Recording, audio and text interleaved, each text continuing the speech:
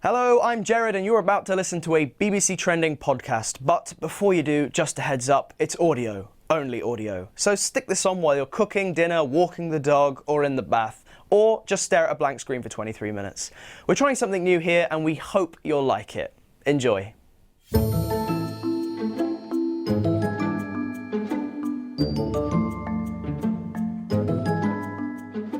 I was in this long bus ride and the person next to me was looking at YouTube videos.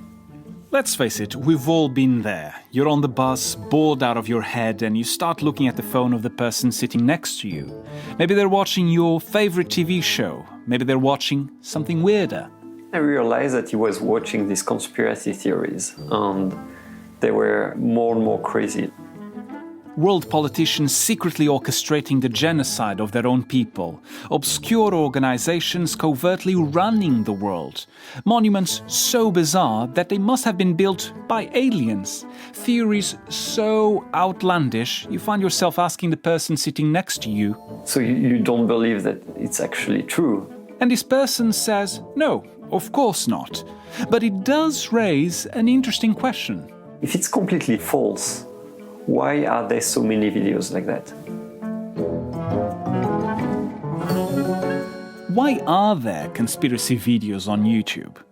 Every day, people watch more than 1 billion hours of video footage on YouTube. That's an almost endless stream of music videos, cuddly cats, pranks, social challenges, but also of far more toxic content. Conspiracy theories, misinformation, fake news, hate speech, they can all be found on YouTube. And you may think you'd never give a second's attention to such rubbish. Everybody thinks they're really very strong and very resistant to manipulation and clickbait. And I thought that too. But by default, YouTube does have the power to choose which videos to show you next. So unless you change your settings, what type of content will it pick for you? This is the BBC Trending podcast, where we take an investigative look into the world of social media. I'm Marco Silva, and today I'll be speaking to Guillaume Chaslot. Until 2013, he was one of the software engineers helping YouTube figure out which videos it should recommend to you every time you go online. As I'll explain later, he's since been fired from the company. But Guillaume says YouTube's obsession with keeping people watching has turned the company into an incubator for false, incendiary, sensationalist videos. And this, he says, is having a very real impact in the physical world. People are more polarized than ever, and their anger is boiling over. But more on that in a moment. For now, let's head to France. I've come to Paris to meet Guillaume. On our way to the flat where we'll record our interview, we drive past the Louvre Museum's iconic glass pyramid. The sky is blue, the sun is out, so tourists are everywhere.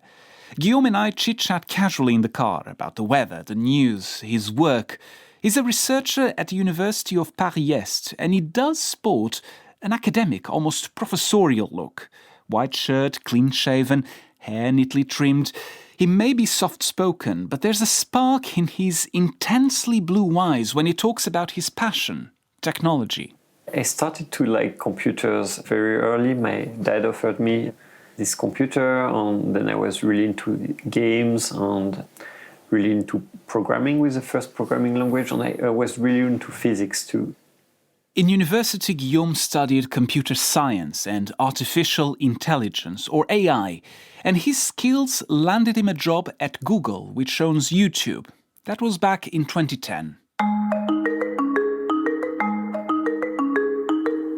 I was put on my first project, YouTube recommendation engine, so I was very excited to apply artificial intelligence to really help people see the best video for them. So we were building the program that were deciding, like for each people, which recommendation they should see, for instance, on the homepage or on the sidebar. How is that decided? If you had to explain that to someone who has no knowledge of technology, how are those recommendations determined, or at least how were they determined back when you were working in the company? We used an AI to predict how likely you would be to stay online if you watch this or that video. So we looked at each video and see which one was the most likely for you. So the AI did it. So we just programmed an AI that did that for all billions of users of YouTube. In other words, Guillaume helped devise the algorithm, the instructions, if you will, that the computers follow to present you, the person using YouTube, with videos you're likely to want to watch next. And these instructions were conceived with one main goal in mind, and that, according to Guillaume, was watch time. How long people stay online in total, not only on this video, but in total. So we didn't want to really look at what type of content they were watching. We just figured out, like, hey, if they're watching a long time, it must be that they're happy. Now, the way YouTube makes money mostly comes down to the adverts that are shown to you before or during any given video. Logically, the more time you spend on YouTube watching videos, the better for the company. More videos equals more adverts, which equals more money. So, all of a sudden, deciding which video to recommend to you becomes kind of a big deal. Depending on what you're shown, you may well decide to leave YouTube or stay and keep watching. And what's making that decision? The algorithm. Recommendations are fundamental for YouTube's business model because they are more than 70% of all views on YouTube. 70% of 1 billion hours watched daily, it's like 700 million hours daily that are computed by an algorithm. YouTube makes a few cents per each hour that users spend on YouTube. Over 700 millions, it's a lot of money in terms of advertisement. So, as far as YouTube's concerned, the longer you spend watching videos, the better. No surprise there, but this is where things start getting a bit more complicated. According to Guillaume, this basic idea to push content that will keep people on YouTube lies at the very beginning of a long chain of unintended consequences. You have like small communities of users all around YouTube, so you had like a small flat earth community, and then the algorithm noticed that this small flat earth community spends a lot more time on YouTube than other communities. So it recommends more their videos, so their videos get more views. So I went down to the seashore and I did my own testing. What sort of testing? So you take a straight edge and you go from one end and you follow the horizon of the ocean. It's flat. Then if you're a YouTuber, you want to jump on bandwagon. So if people start talking about flat earth, you want to talk about flat earth. You don't want to care if it's true or not.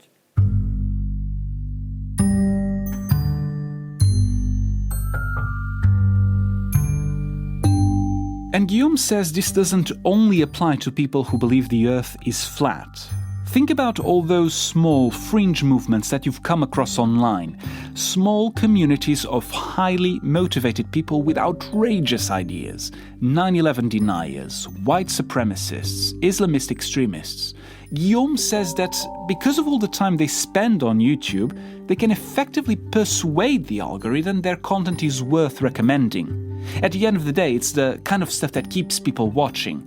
And they're so successful that other YouTubers then follow on their footsteps. So they produce cheap videos about the same topics, hoping to turn clicks into ad revenue.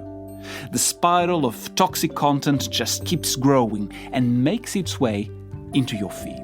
So the algorithm is not even trying to measure what you want. It's not trying to give you any control. It's just trying to keep you watching longer. And then it has this assumption, like if you stay online longer, that's what you want. But that's not true. And the way Guillaume sees it, this problem is a multifaceted one. YouTube recommends to you content that somehow reflects your views, biases, prejudices, stuff you're likely to agree with at first. But in order to keep you watching, it needs to keep you engaged, not bored. So to do that, it recommends increasingly provocative content that appeals to your emotions.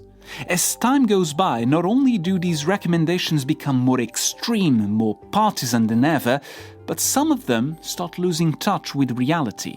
And that's where misinformation and conspiracy theories come in. These videos do so well online that there's no chance YouTube is not going to push them your way, or so Guillaume says. But at what price does that come? It's killing the civic debate, and it's making society more divided. Because the algorithm is not designed to help the civic debate. We're pushing people towards the extreme, we're pushing people to hate each other, to attack each other, to humiliate each other. That's good for watch time, but that's not healthy for society. What do we want? Brexit! What do we want now? Now this division is with Brexit in the UK, but it's with the yellow vest in France, it's with the border wall in the US. So the algorithms are putting oil on the fire. People's vote! We demand people's vote! We demand a people's vote! And beyond political division, there's another effect of YouTube's recommendation engine. There was a lot of extremist content, especially ISIS content that was promoted by YouTube. So the way YouTube moderation worked is that they waited for you to report the content. But then it could take a few days because this video was recommended only to people who were likely to like this content. So most people didn't even notice how much terrorist content was on YouTube. And since the content was extremely engaging, extremely good in terms of clickbait and watch time, then the algorithm was really recommending it to a lot of people. And some of the people working in counter-terrorism actually agree with Guillaume's point. Not just about YouTube, but about all social media platforms that rely on algorithms. Remember the Sri Lanka bombings that happened over Easter? Well, here in Britain, the former head of counter-terrorism policing was asked by the BBC about the role social media played in the radicalization of the Sri Lankan bombers. Here's what Sir Mark Rowley had to say. And again, do bear in mind, he's not talking just about YouTube, but about social media as a whole. All the material that we all read, that they curate, the algorithms are designed to push us towards contentious material because that feeds their bottom line in terms of revenue through advertising. The contentious is often the extremist, and so they are pushing readers towards extremist material. It's important to say that YouTube, like most social media platforms you know, has clear community guidelines. And their rules state very clearly that some types of content will simply not be allowed on the platform. That refers to hateful, violent, threatening, misleading, sexual, dangerous content.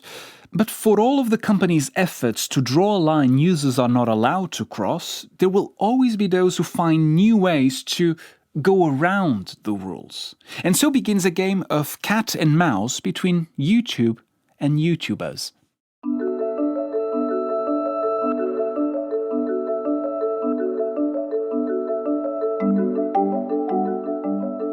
I was not the one who created the problem, but I contributed to the problem. When this realization dawned on him, Guillaume says he approached his bosses at YouTube with a couple of ideas to fix what he described as the problems with the company's algorithm. Guillaume says they weren't particularly open to his ideas, but he decided to work on them anyway. And this eventually got him fired. That was back in 2013. I was not focused on my job as much as I should be. So when they say, okay, we fired Guillaume for performance review, I mean, this is totally correct.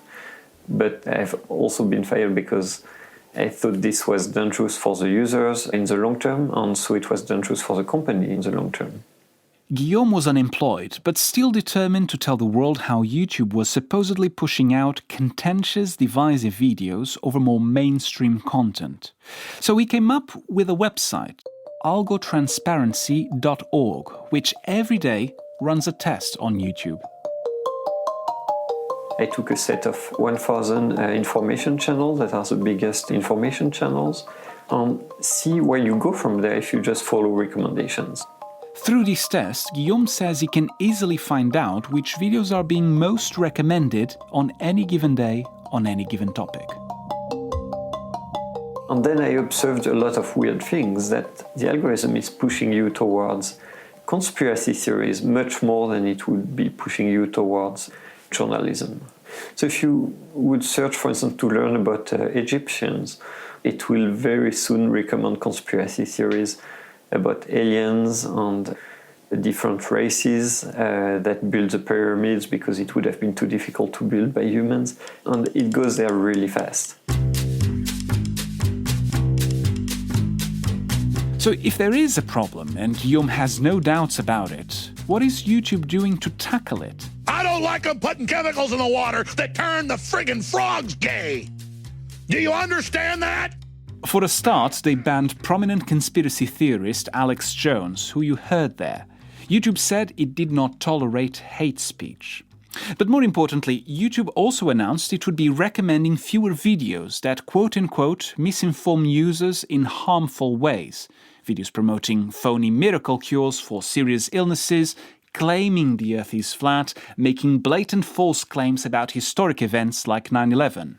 Until you change this or you enable users to get out of their filter bubble and discover and judge for themselves what's true or what's not true, until you do that, the fix they proposed are just very local, whack-a-mole kind of approach. Each time there is a problem popping up, they try to fix it as fast as possible with some simple solution. But they never try to really radically change the way their algorithm works. They say they are taking responsibility more into account, but we don't know what they mean by responsibility.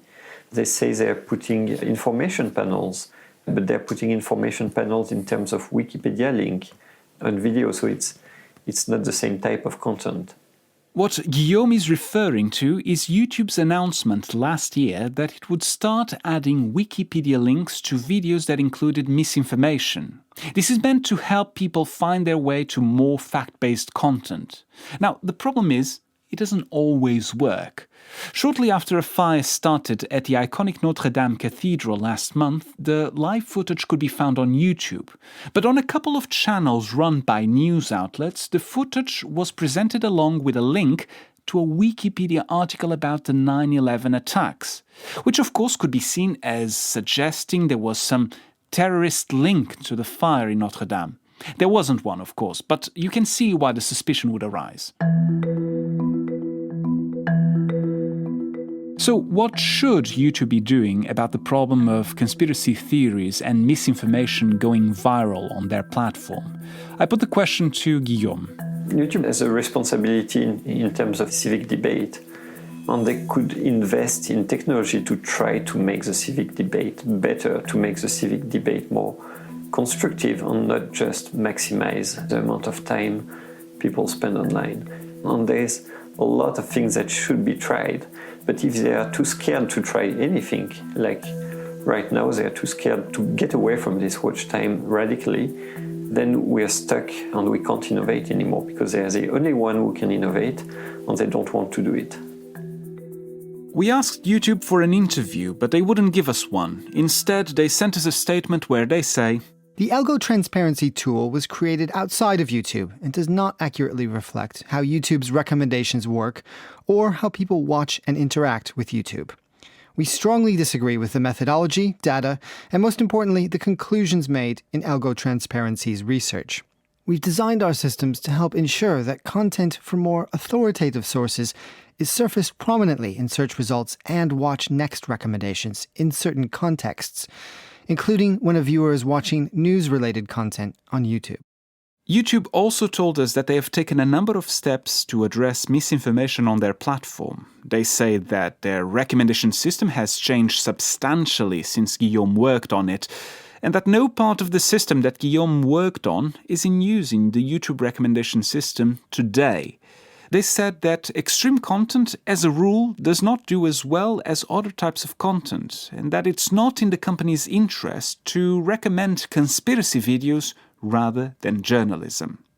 YouTube says it's made huge advances in deleting hateful and terrorist-supporting content. They've taken down millions of videos, many automatically.